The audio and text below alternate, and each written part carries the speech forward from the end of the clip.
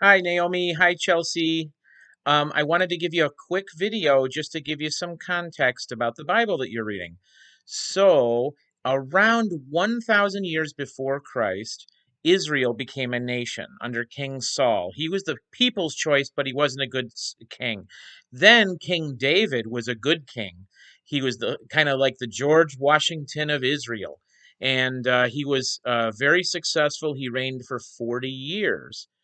And then his son, King Solomon, built the temple and he expanded the kingdom. He was the wisest man ever and the richest man ever.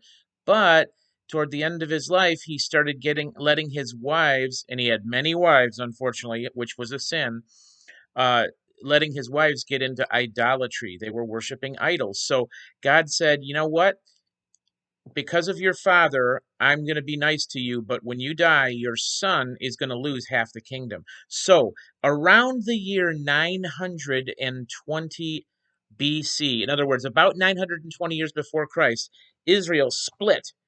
The north kingdom was called Israel or Ephraim, and the southern kingdom, which had Jerusalem and the temple, was referred to as Judah. So when you read Chronicles and you read the Bible in the Old Testament, you might think, well, wait a minute, there's a northern kingdom and there's a southern kingdom. Yes, unfortunately. After about 200 years, the northern kingdom was wiped out.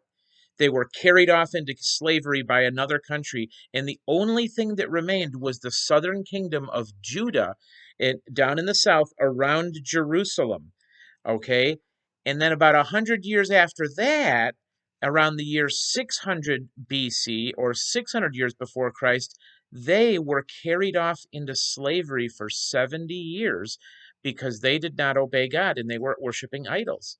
Now, when they were in Babylon during those 70 years, um, we had the books of Jeremiah, Lamentations, Daniel, Ezekiel, all those were written, and there were promises that God would restore them after 70 years and send them back to Jerusalem. So they were almost to the day, 70 years later, they came back to Jerusalem, and now around 500 years before Jesus, Israel was reestablished as a nation, but it was smaller down in the south around Jerusalem. Remember, the northern kingdom, 100 years before the southern kingdom was carried off, the northern kingdom was carried off into captivity.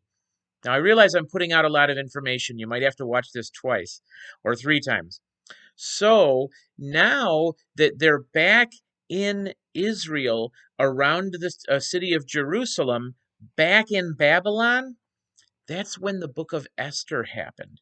And if you remember watching in VeggieTales, and if you don't, you should watch it, the emperor was tricked into making a law to kill every Jewish person everywhere in the world that they ruled. And all the Jews would have been killed, but Queen Esther was smart enough, and God put her in as the queen so she could save all the Jewish people.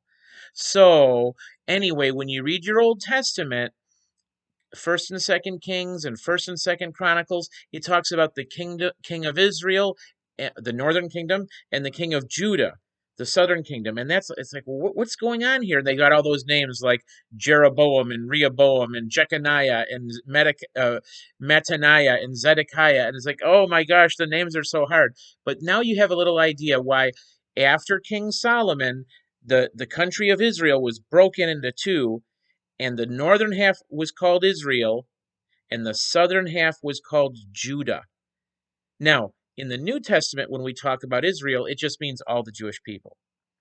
But about 700 years before Jesus, the northern kingdom of Israel, also called Ephraim, Ephraim,